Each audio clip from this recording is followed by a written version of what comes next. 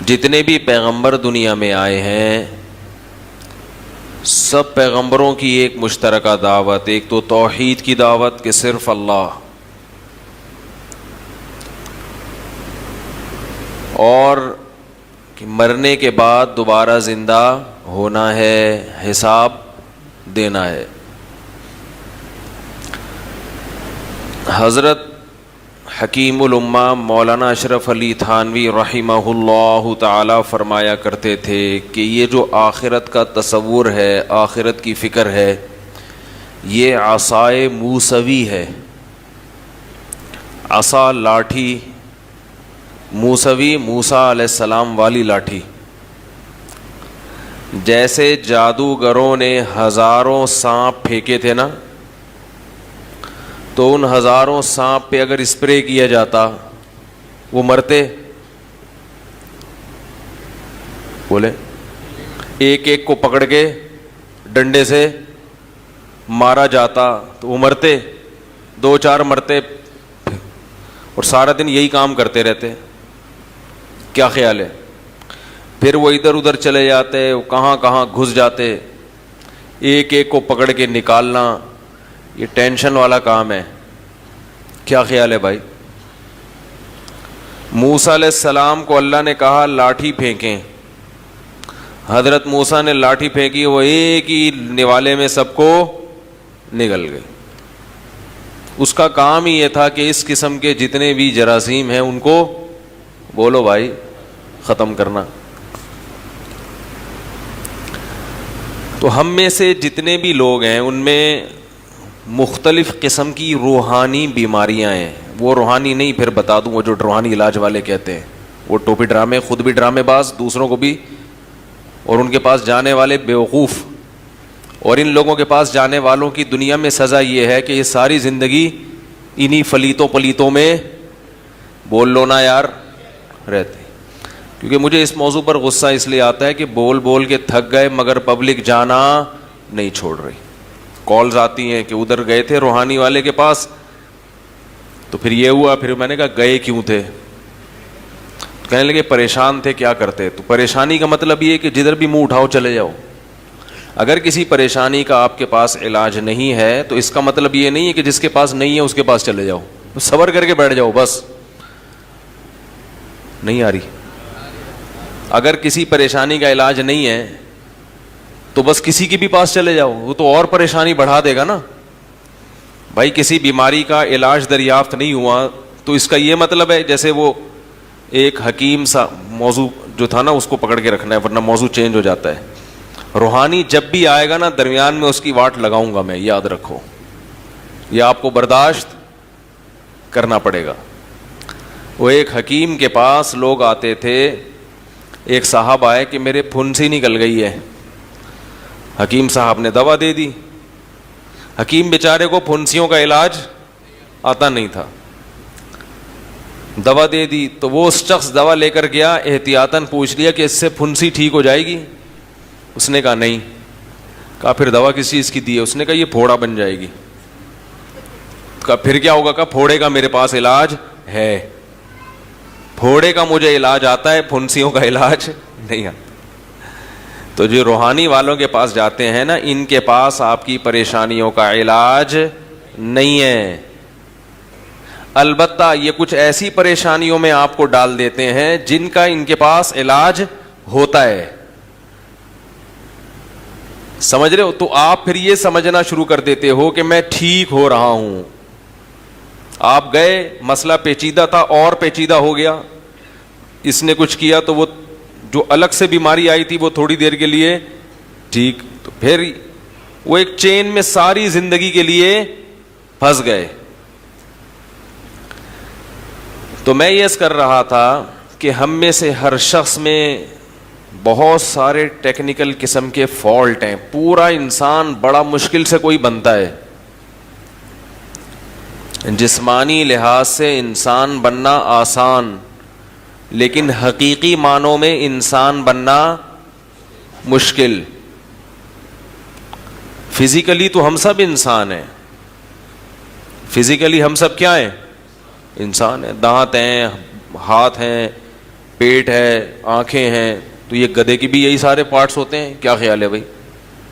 اس لحاظ سے ہم میں اور گدھے میں فرق نہیں, ہم میں اور گھوڑے میں, بلی میں فرق نہیں ہے. ہاں, تو میں کہہ رہا تھا فزیکلی انسان تو حیوان ہی ہے نا, لیکن انسان کی ایک الگ زندگی ہے جس کو روحانی زندگی کہا جاتا ہے. اس سے انسان کیا بنتا ہے؟ انسان کا. ہم جب کہتے ہیں نا انسان بن انسان, تو اس کا مطلب یہ نہیں ہے کہ دم کٹوا دے اپنی.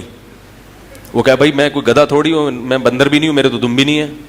تو اس کا مطلب ہوتا ہے حرکتیں کیسی کرو, گدھوں والی نہیں کرو, حرکتیں گینڈے والی نہیں کرو.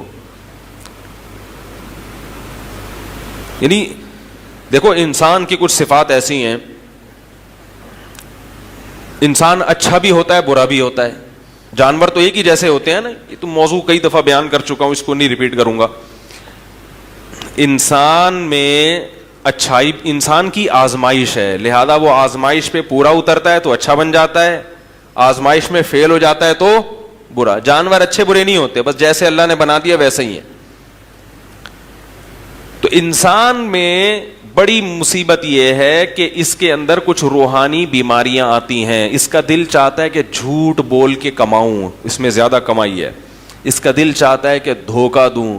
اس کا دل چاہتا ہے کہ نظر کی حفاظت نہ کروں, زنا کی طرف جاؤں, فحاشی کی طرف جاؤں. غصہ جب بھی آئے تو سامنے والے کو نقصان پہنچاؤں, چاہے میں وہ غلطی پر ہو یا نہ ہو. یہ انسان کے اندر کی نا باڈی کی ریکوائرمنٹ ہوتی ہے, اپنی خواہشات پوری کروں, بس خلاصہ اس کا یہ ہے. تو بہت ساری بیماریاں ہیں. اب اگر ان بیماریوں میں سے ایک ایک بیماری کا علاج کیا جائے تو بڑا ٹائم لگتا ہے اس میں. کسی کو عشق مجازی ہو گیا, وہ آتا ہے بزرگ کے پاس, حضرت وہ آنکھ میں ٹکا ہو گیا, طبیعت کی سیٹنگ. چوری کی بیماری بھی ہے, چاہے وہ بجلی چوری کر رہا ہو, گیس چوری کر رہا ہو, یا لوگوں کے بٹوے سے پیسے چوری کر رہا ہو. یہ لت پڑ جاتی ہے, زنا کی لت پڑ جاتی ہے, اور معلوم نہیں کیا کیا گناہ ہے جس کی نوجوانوں کو اور مرد اور عورتوں کو لت پڑ رہی ہے. ٹائم ویسٹ کرنے کی لت پڑ جاتی ہے, سارا دن ٹیلی ویژن کے آگے بیٹھے ہوئے ہیں. ارے بھائی کچھ کر لو, کیوں ٹائم ضائع کر رہے ہو؟ نہیں, کچھ ہوتا ہی نہیں ہے, دل ہی نہیں لگتا کسی کام میں. دل صرف ایک کام میں لگتا ہے, گلی کے باہر گٹر کے ڈھکن پہ بیٹھو اور ایک منہ میں گٹکاؤ, اور بس اپنی منمانی زندگی. سب سے زیادہ مزہ اس میں آتا ہے, کچھ بھی نہ کرو, بس یہ مزے کا کام ہے. کچھ کرنے کے لیے تو نفس کے خلاف مجاہدہ کرنا پڑتا ہے نا. خواتین کا دل چاہتا ہے پردہ نہ کریں, ماں بلائے تو جواب بولو نا. یہ بڑا مسئلہ ہے آج کل گھروں میں, مائیں بیٹی کو بلاتی ہیں, بیٹی جواب ہی نہیں دیتی. نماز توڑنے کا حکم ہے, نماز توڑ کے ماں کی پکار کا جواب دو. اور یہ ڈرامے کی وجہ سے ماں کی پکار کا جواب کہ ڈرامہ دیکھ رہی ہے, واٹس ایپ پہ لگی ہوئی ہے, فیس بک پہ بیٹھی ہوئی ہے.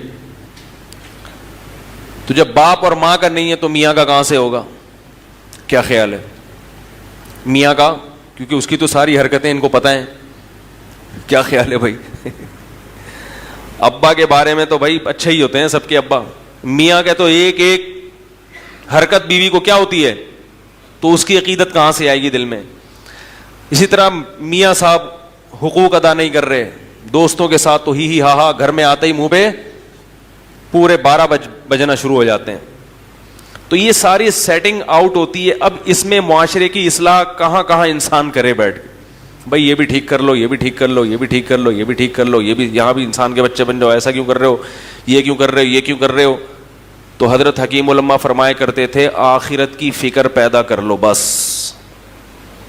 کیا کر لو کہ بھائی جو بول رہا ہوں, جو کر رہا ہوں, وہ لکھا جا رہا ہے, اور اس کا ایک دن حساب بولتے کیوں نہیں بھائی, حساب دینا. فرمائے ساری چیزیں خود بخود سیٹنگ پہ. یہ موسیٰ علیہ السلام کی لاٹھی ہے آخرت کی فکر, جو سارے سانپوں کو, جو دنیا کے سانپ اور برائیوں کے سانپ ہیں, ان کو ایک ہی نوالے میں کھا جائے گی. کیونکہ آپ کو خود اپنے آپ کو ٹھیک کرنے کی فکر پیدا ہو جائے گی. جب فکر پیدا ہوگی تو پہلے یہ ہوگا کہ کون سی چیزیں ٹھیک ہیں ان کا پتہ چلا لوں, اور کون سی چیزیں غلط ہیں ان کا بھی پتہ چلا لوں. پھر اگلی فکر یہ ہوگی جو ٹھیک ہے وہ اختیار کر لو اور جو برائیاں ہیں وہ چھوڑ دو. یہ دو چیزیں خود بخود پیدا ہو جائیں گی, کیونکہ جن لوگوں میں آخرت کی فکر ہوتی ہے ان کے حالات ہم نے دیکھے ہیں, وہ بہت زیادہ ٹھیک ہو جاتے ہیں, اتنے ٹھیک جتنے آپ اور ہم افورڈ بھی نہیں کر سکتے. ہمارے شیخ حضرت مفتی رشید احمد صاحب رحمہ اللہ تعالی فرماتے تھے کہ بچے کی غلطی پہ جب غصہ آئے اپنے بچے کی, اس وقت اس کو سزا بولو بھائی نہ دو, کیونکہ اس میں اتنا جرم نہیں ہوگا جتنا غصے کی وجہ سے آپ اس کو سزا دو گے. اس کا بھی قیامت کے دن حساب, باپ کو اجازت نہیں ہے کہ اولاد پہ ظلم کرے, ظلم کرے گا تو قیامت میں حساب دینا پڑے گا.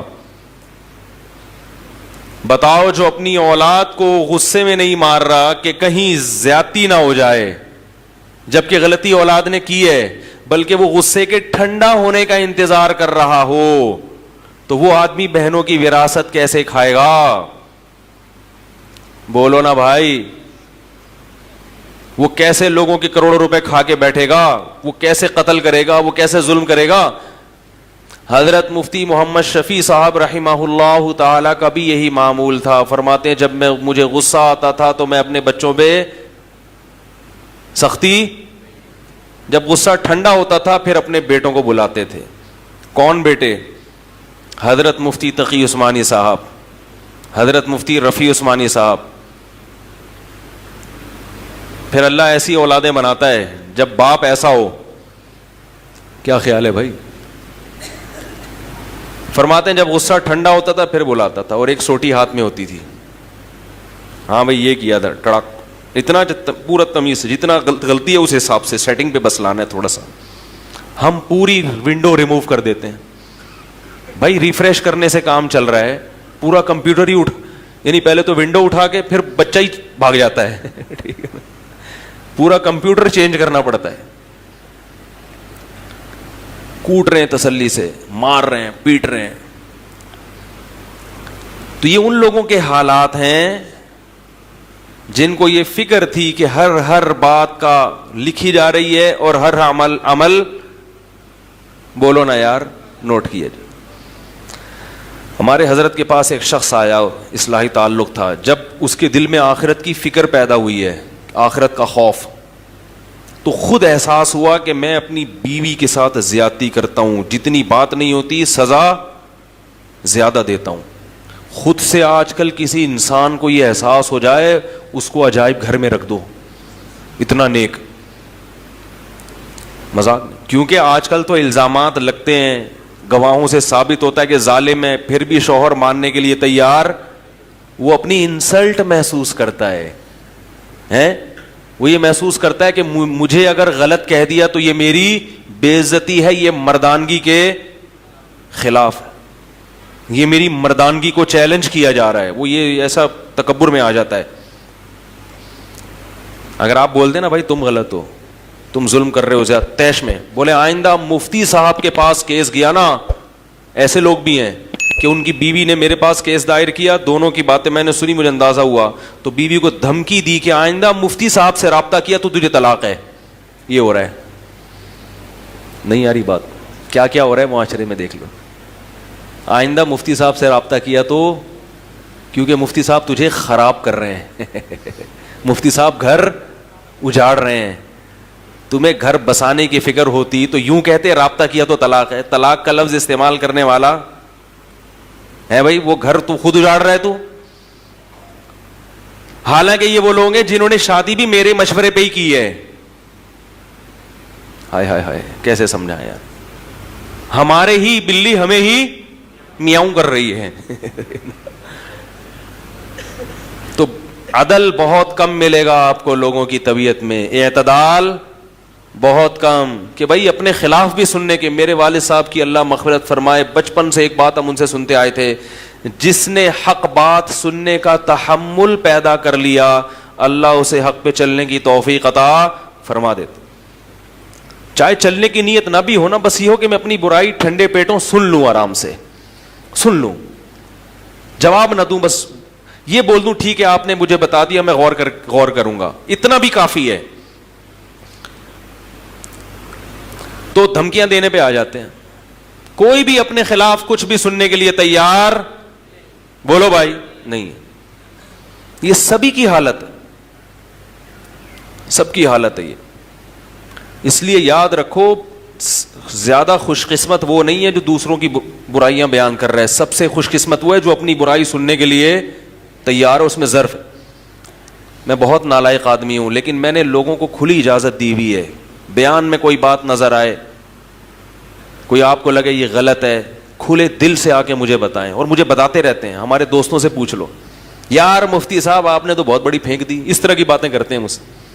کیا ہو گیا یار, آپ نے یہ بولا اس کا کوئی ثبوت ہے؟ تو میں ان کو ثبوت پیش کرتا ہوں, نہیں ہوتا تو بولتا ہوں اچھا بھائی رجوع کا اعلان کر دوں گا. یار آپ نے یہ بولا اس کا تو یہ نقصان ہوا ہے معاشرے میں.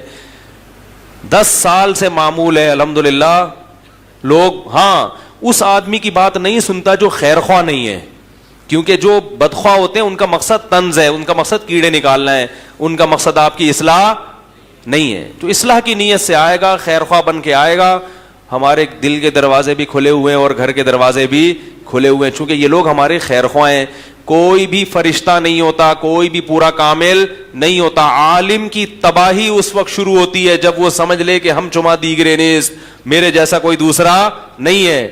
ہمارے بزرگ, ہم نے اپنے بزرگوں سے سنا ہے کہ جس دن دل میں یہ خیال آ گیا نا مجھ جیسا دیگرے نہیں ہے, دیگر فارسی کا لفظ ہے, مجھ جیسا کوئی نہیں ہے, تو فرمایا کہ یہ فارسی کی مثال اصل میں یوں ہے, ہم چما دیگرے نیست, تو اس کو یوں کر لیا کرو, ہم چما ڈنگرے نیست.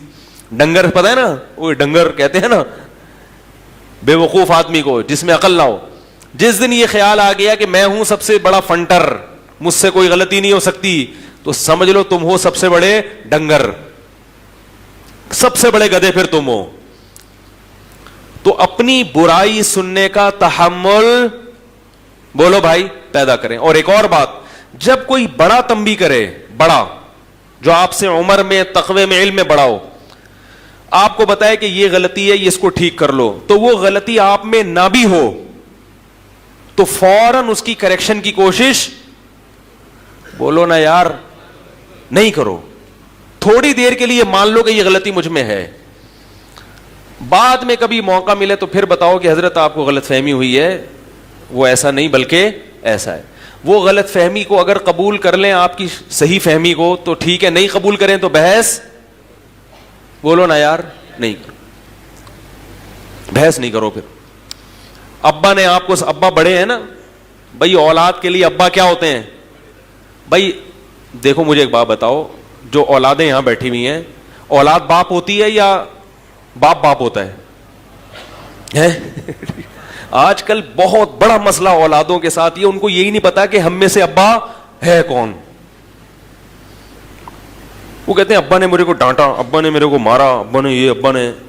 تو میں کہتا ہوں جب باپ ہے تو ٹھیک ہے, باپ کو تو شریعت یہی کہتی ہے کہ بلا وجہ ہاتھ نہ اٹھاؤ, بلا وجہ ڈانٹنے کی کوشش نہ کرو, حساب دینا پڑے گا, لیکن وہ حساب اللہ لے گا.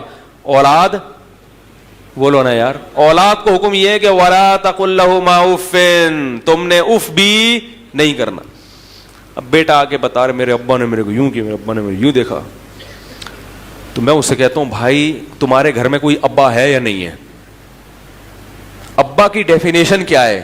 جو کبھی یوں دیکھے اور کبھی, لوگ سمجھتے ہیں ابا کی ڈیفینیشن یہ کہ جو کھلا کھلا کے آدھا ہو جائے, پلاٹ بھی خریدے, جائیدادیں بھی خریدے ہمارے لیے, کھلائے بھی, اسکولوں کی فیسیں بھی دے, وین کی فیسیں بھی دے, لنچ کے پیسے بھی دے, لنچ کا ڈبہ بھی لے کر آئے, اسکول کی کتابیں بھی لے کر آئے, اسکول کا بکسا بھی لے کر آئے, پھر جو اسکولوں میں مختلف قسم کے ایونٹ ہو رہے ہیں ان کے پیسے بھی جمع کرائے, اور بس کھلاتا رہے, پلاتا رہے, اپنی ذمہ داریاں پوری کرتا رہے. اس کو کیا کہتے ہیں ڈکشنری میں؟ اس قسم کی صفات جس میں پائی جائیں گی. بھائی ڈی این اے ٹیسٹ تو کوئی بھی نہیں کراتا نا, انہی حرکتوں سے بچوں کو پتا چلتا ہے کہ یہ ہمارے ابا سے فیل ہو رہے ہیں ہم کو. یہ بھائی جو بھی گھر میں اس قسم کی ایکٹیویٹیز کرے گا اس کو دیکھو, بچے ڈکشنری کو نہیں مانتے نا بھائی, سائنسی زبان میں تو باپ کی ڈیفینیشن کچھ اور ہے, وہ تو ڈی این اے سے پتا چلتا ہے نا, لیکن جو حقیقت میں ابا کی صفات ہیں وہ کیا ہے؟ بچے کو ابا کی کیسے پہچان ہوتی ہے؟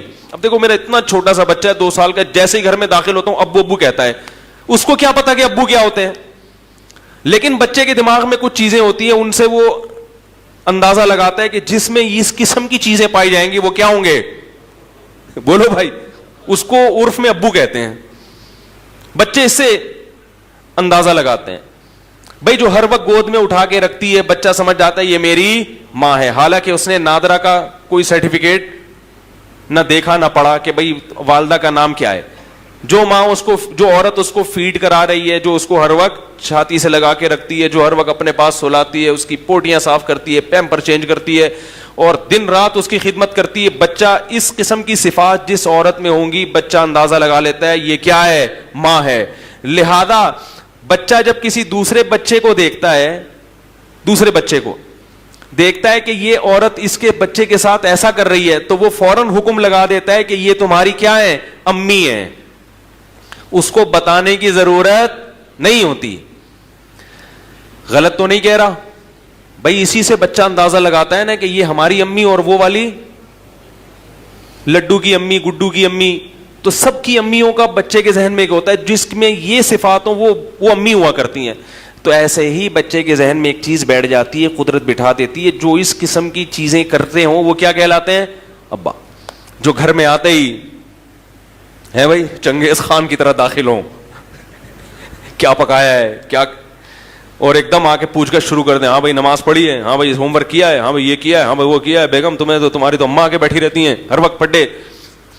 تو یہ جو ڈیزائننگ یعنی جس میں اس قسم کی چیزیں پائی جائیں, پھر چیز جس سے مانگی جائے, پیسے جس سے مانگے جائیں, اسکول کی فیسیں جو ادا کرتے ہیں, گیس بجلی کا بل جو پے کرتے ہیں, کرایہ جو دیتے ہیں یا گھر جن کا ہے, تو بچے سمجھتے ہیں کہ وہ کیا کہلاتے ہیں, بولو نا یار, ابا.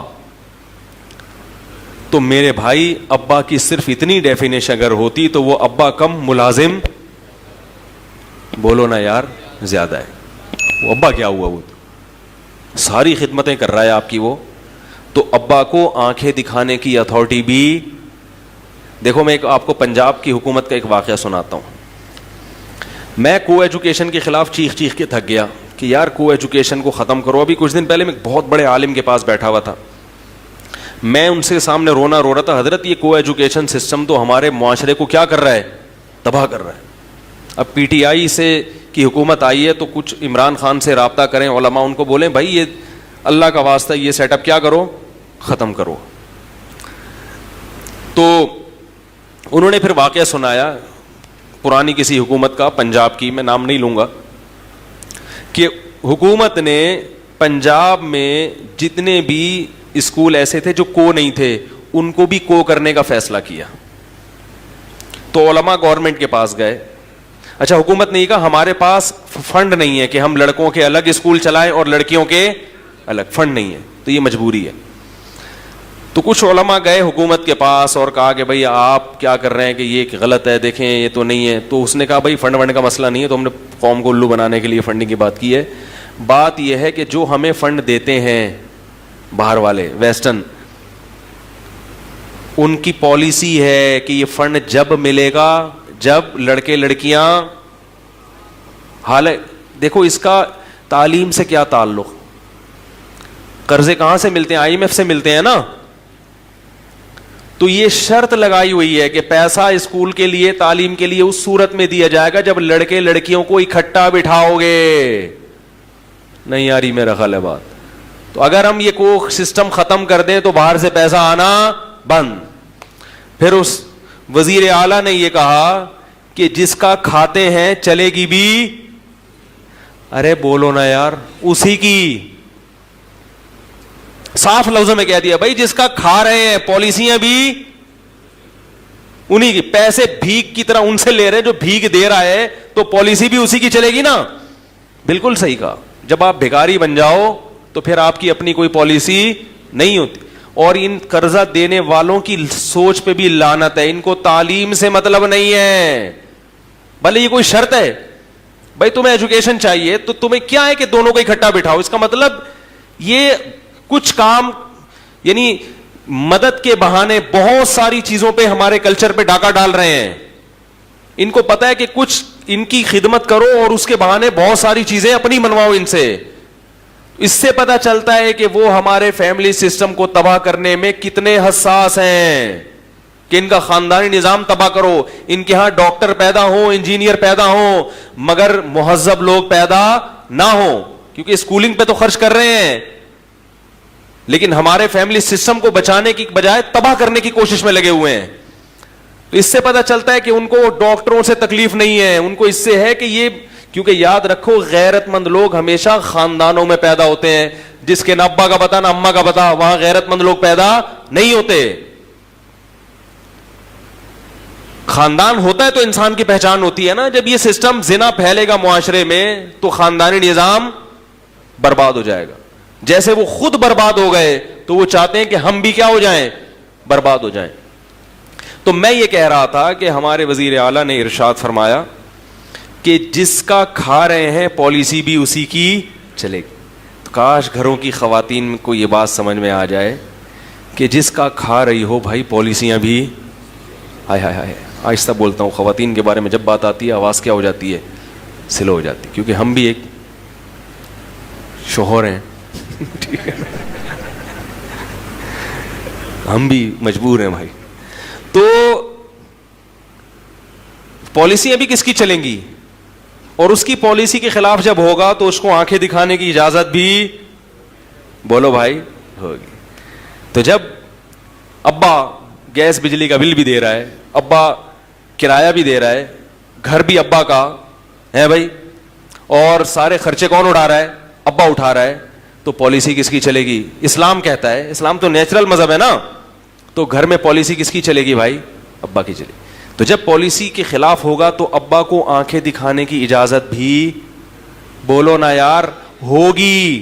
کہہ رہے نہیں ہوگی, جی بات, آنکھیں دکھانے کی اجازت بھی ابا کو ہوگی. پھر ابا اگر بیٹے کو ٹیڑھی آنکھوں سے دیکھیں کہ بیٹا تجھے کمبخت تجھے کھلا کھلا کے اتنا بڑا مسٹنڈا بنا دیا, اب جو میں کہہ رہا ہوں وہ تو کر, بچہ نہیں کرے گا تو ابا ٹیڑھی آنکھوں سے اس کو دیکھ سکتا ہے, ڈانٹ بھی سکتا ہے. پھر بچے کو یہ الاؤ نہیں ہے کہ مفتی صاحب کو فون کرے کہ میرے ابا مجھے ایسا کیوں کہہ رہے تھے.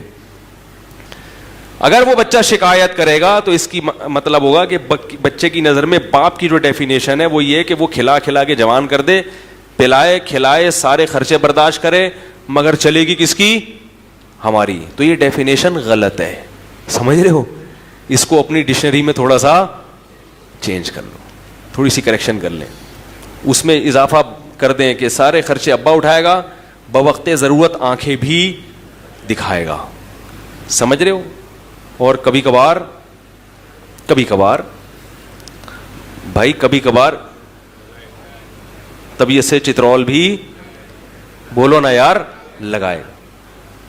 اسلام میں باپ کو اجازت ہے کہ وہ اولاد کو بوقت ضرورت چترول, بولو نا یار, لگا سکتا ہے.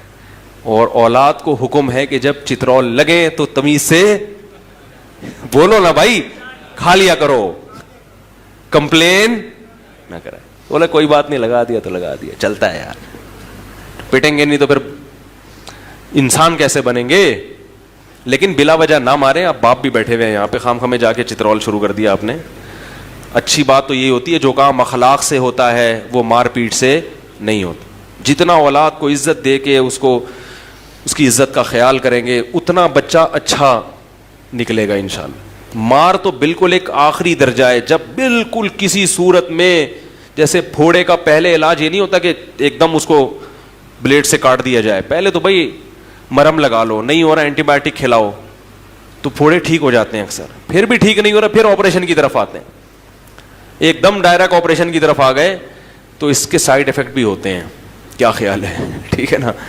تو اس لیے جو والدین بلا وجہ اولاد پہ سختی کرتے ہیں, محبت سے بات نہیں کرتے, ان کو عزت نہیں دیتے, ان کو سمجھاتے نہیں ہیں, ان کی غلطیوں پہ چشم پوشی بھی کرنی چاہیے کہ چلو ساری چیزیں ٹھیک نہیں ہوتی, یہ غلط ہو گئی. تو ایک بندے نے مجھے خود بتایا, کہہ رہے میں اسکول میں پڑھتا تھا کو ایجوکیشن, تو کسی لڑکی کو اس نے چھیڑ دیا, اللہ معاف فرمائے, آپ نہیں چھیڑنا شروع کر دیں.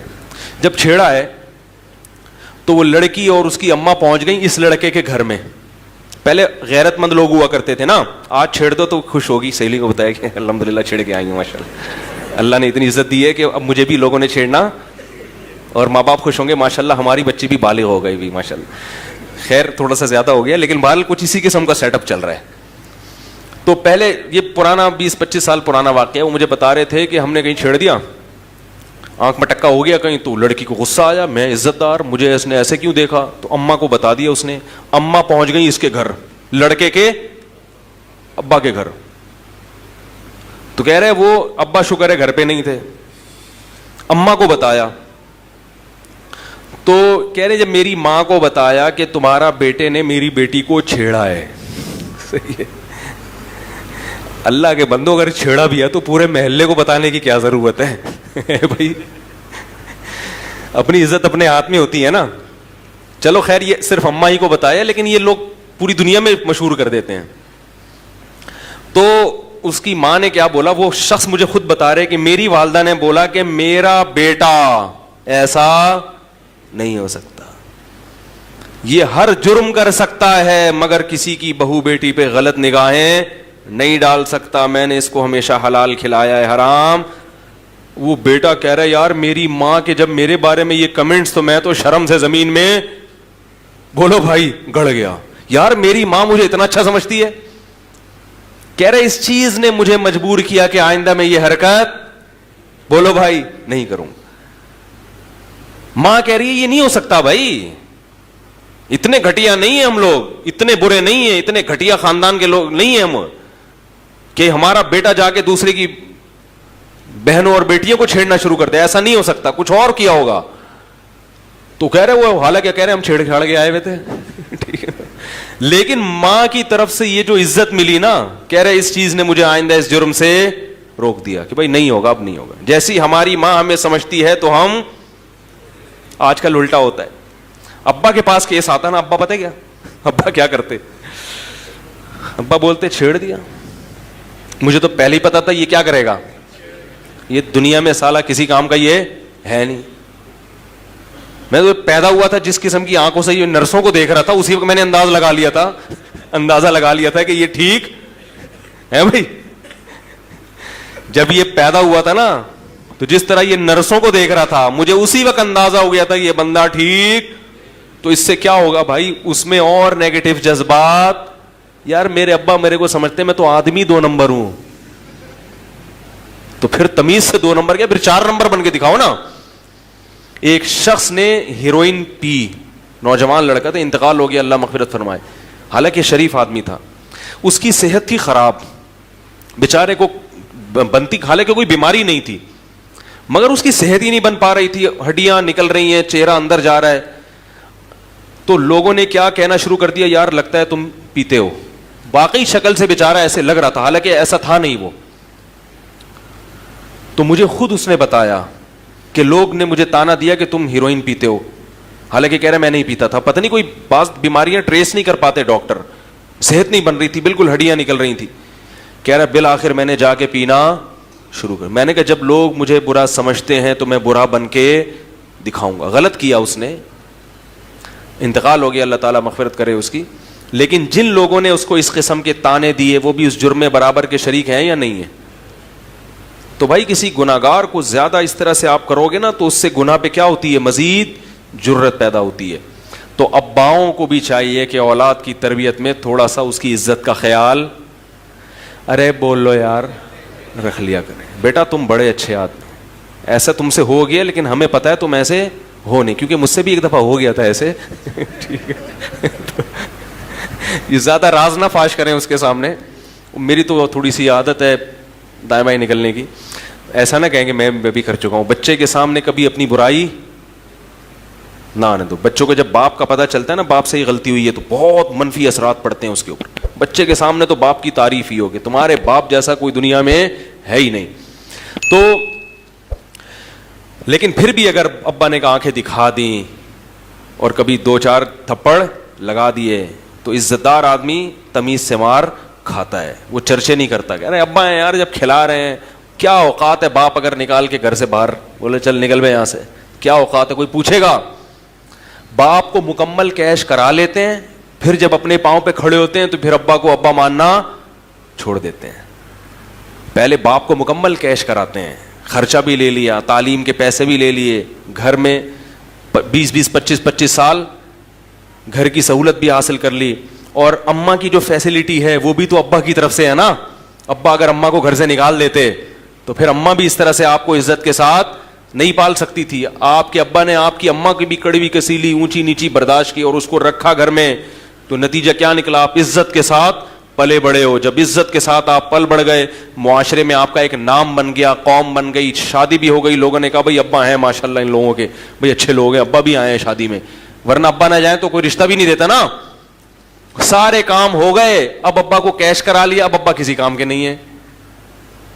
صحیح ہے نا؟ پھر ابا اچھے نہیں لگتے, کیونکہ اب آپ کے سارے کام جو ابا سے منسلک تھے وہ تو ہو گئے, اب ابا بوڑھے ہو گئے ہیں, اور ابا میں صفات وہی ہیں, ڈانٹنا اور وہ تنبیہ کرنا.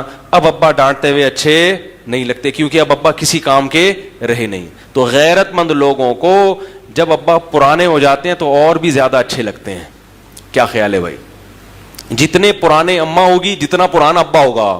غیرت مند لوگ کو اماں کا بھی یہی ہے. بیٹیاں دیکھو اماں کے ساتھ رہتی ہیں, کھاتی ہیں, پیتی ہیں, جب اماں کی ضرورت نہیں رہی تو پھر اماں نہیں رہی, پھر برداشت نہیں کرتی اس کو. تو غیرت مند لوگوں کو ابا اماں جتنے بوڑھے ہوتے ہیں اتنے زیادہ اچھے لگتے ہیں. کہتے ہیں اب تو ڈانٹو. ہم نے ایسے بھی لوگ دیکھے ہیں کہ اپنے بزرگوں کے پاس آئے, اپنے والدین کے پاس بولے ہمیں ڈانٹا کرو بھائی. کیا خیال ہے؟ ہم چاہتے ہیں کہ آپ کی ڈانٹ, بولو بھائی, کھائیں ہم ڈانٹ, تاکہ ہمیں احساس ہو کہ ہم آپ کی اولاد ہیں, خوش ہوتے ہیں اس سے. تو میرے بھائی آخرت کی فکر اگر پیدا ہو گئی نا تو یہ ساری چیزیں انشاءاللہ اللہ کو حساب دینا ہے قیامت کے دن, ایک ایک چیز کا حساب دینا ہے.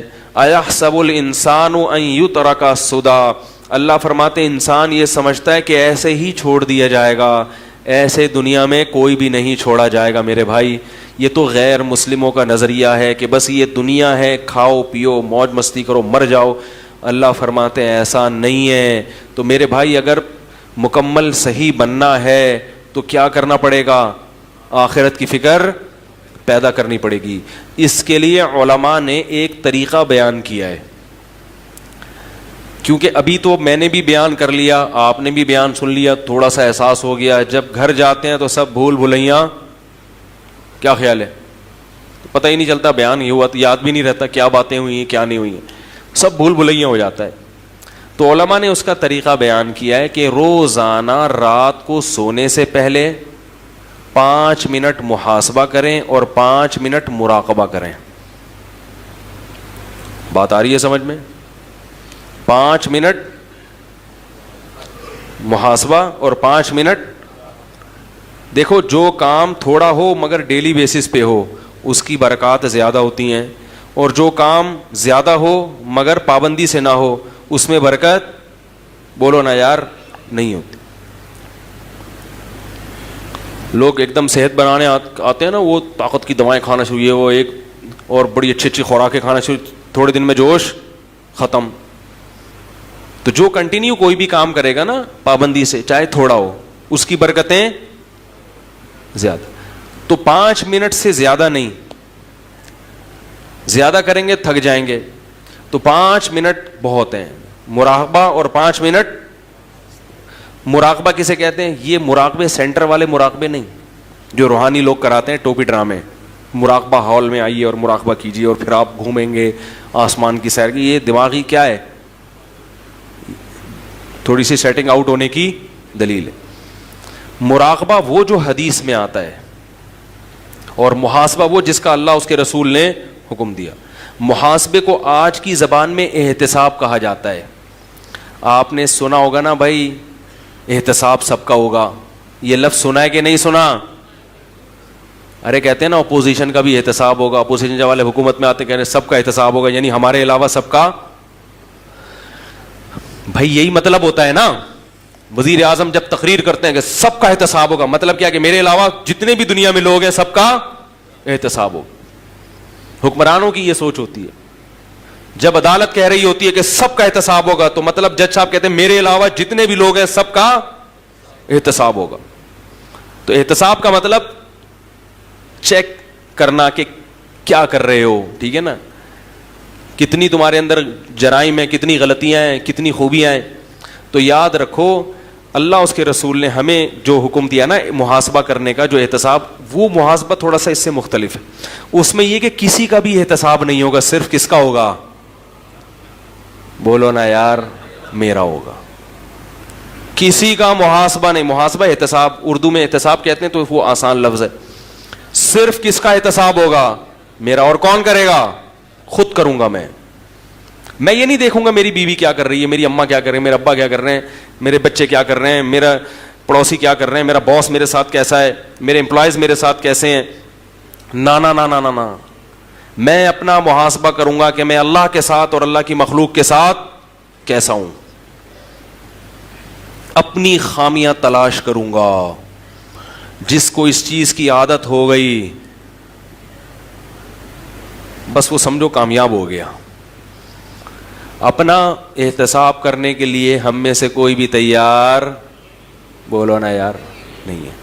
दूसरों के पीछे डंडा लेके पड़े हुए हैं, हालांकि दूसरे की इस्लाह हमारे बस में नहीं है। हम सिर्फ अपने आप को ठीक कर सकते हैं, दूसरे को ठीक होने का मशवरा दे सकते हैं। बल्कि हमारे हजरत फरमाया करते थे, दूसरे को ठीक होने का मशवरा भी इसलिए दिया करो कि मैंने अपने आप को ठीक करना है, और उसमें यह भी दाखिल है कि जो बुराई नजर आए तो उसको खत्म करने की कोशिश। तो तबलीग भी इस नीयत से कि भाई ये मेरी जिम्मेदारी है, नहीं की तो मैं पकड़ा जाऊंगा, तो मैं अपनी जिम्मेदारी पूरी कर रहा हूं, मुझे तुम्हारी फिक्र नहीं है। बात नहीं आ रही मेरा ख्याल है।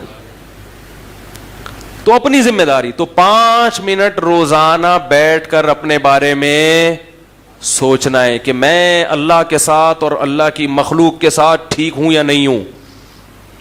अल्लाह के साथ ठीक होने का क्या मतलब? नमाज टाइम पे हो रही है कि नहीं हो रही, नजर की हिफाजत हो रही, इंटरनेट पर बेहुदा फिल्में तो नहीं देख रहा, इंटरनेट पर फौश चीजें तो नहीं देख रहा। ये मखलूक का हक नहीं है, ये किसका हक है? इसमें मखलूक नहीं पूछेगी, अल्लाह पूछेगा। समझ रहे हो कि नहीं समझ रहे? हज मैंने किया है कि नहीं किया? इतने पैसे आ गए मेरे पास, हज तो अभी तक हुआ नहीं है, प्लॉट पे प्लॉट लिए जा रहा हूं। ज़कातें दे रहा हूं कि नहीं दे रहा? ज़कात के अलावा हर महीने में अपने अमाउंट में से कितना अल्लाह के लिए सदका करता हूं।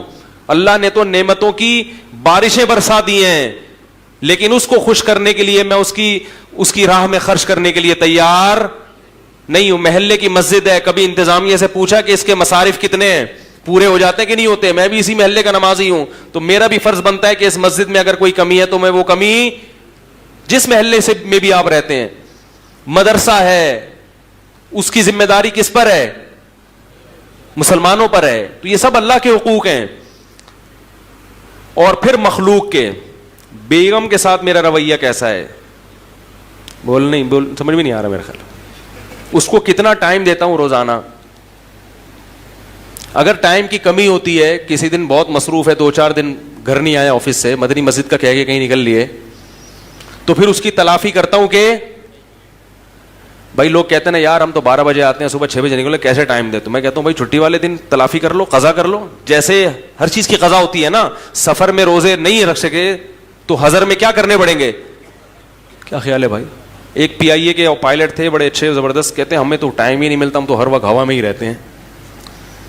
तो मैंने कहा जब आप हवा में कहीं जाएं, घर वालों को टाइम नहीं दे, तो कभी कभार हवा में ही अपने साथ बेगम को भी क्या ख्याल है भाई? आपने कराची से लाहौर परवाज है आपकी, वहां आपका 2 दिन होटल में स्टे होगा, तो बेगम से बोले चलो भाई इस दफा तुम भी चलो, तो इस तरह हवा में ही टाइम दे देंगे आप।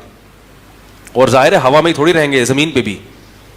आप गिनीज बुक ऑफ वर्ल्ड में अपना नाम लिखेंगे, मैं बेगम को कहां टाइम देता हूं? हवा में।